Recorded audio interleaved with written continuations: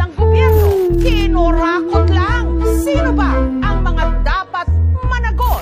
Lumobo na sa mahigit 17 trilyong piso ang utang ng Pilipinas. Kaya sa mga nakikipagsabwatan upang kunin ang pondo ng bayan, mahiya naman kayo. Mahal kong Pilipinas, kamusta na ba? Eto ganun pa rin kalagayan, napapasama. Isang katutak na problema at lubog sa baha. Ang korupsyon sa ating bansa ay mas nadadama na. Matataas na tao ang bumubulsa ng ating pondo. Alam nilang mahirap ang madaling manloloko. Pinapabango pa ng mga bobo na deboto. Kasi ang politika ay ginagawang negosyo. Napakadaming dumaing, napakadaming umaray, napakadaming nagtugutom, napakadaming namatay, napakadaming tiwali, napakadaming ng panggap, napakadaming naghihirap, napakadaming ng kurang. Mahal na presyo ng mga bilihin, walang pinagbago.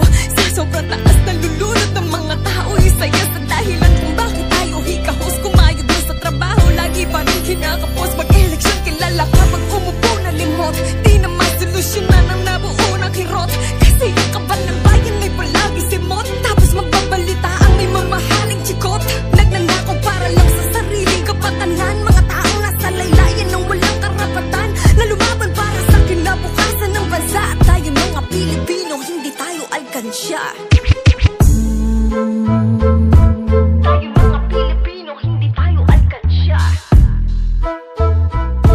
Tayo mga Pilipino, hindi tayo alkansya. Labas dito yung unang mga namumuno dati. Wala akong ibabanggit, ang lahat dito'y kasali. Ikaw pati ako at mga bagong isinilang. Problema sa panggatas, mas problema ay kabilang. Sa bansang di hangad, sa tindahan ay mangutang. Sa bansang di hangad, sa daanan maputikan. Sa bansang Pilipinas, di naman lahat dyan pangit. Sadyang di ka makaiwas kung isa ka sa ginamit. Mahal yung meron pa kay magbabago ng landasin. Miski din taga-probinsya, ang epekto'y danas namin. Magipit at maiyak dyan sa init. Bawat kato inuubos mga puno, paligid lang yung binago. Hindi naman yung buhay, puro inyong magagara. Kita nyo ba aming bahay, rumupok sa pagkaluma. Kami nga ba merong sala, nagtrabaho sa Manila. Dahil dito sa probinsya, maliit lang kinikita. Kaya kami ang baon, sana inyo ding dama. Meron pa ding sa balon, umiinom na iba. Okay to kisa umasa sa problema sa patubig. Anong kala dyan ninyo? May ginto dito sa bukid. Hindi na nga natapos ang proyekto dyan nila.